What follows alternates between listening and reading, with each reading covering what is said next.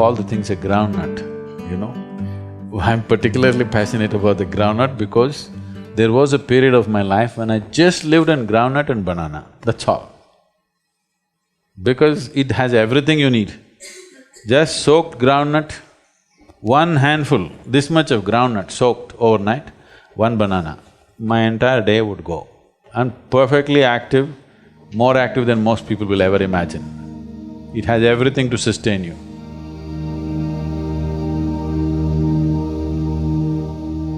It's a complete food by itself.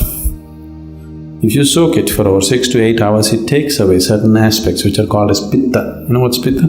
Allopathic doctors don't look at it, but the Ayurveda is based on this, Ushna, Shita and Pitta.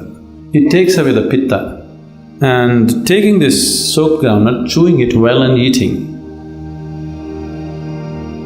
Just make sure it's not some genetically engineered nonsense, whatever.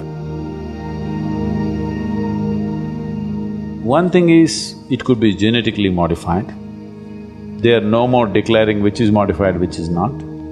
Another thing is, you're pumping in fertilizers and pesticides to such an extent, the groundnut is no more a groundnut. Just make sure it's a more organic thing.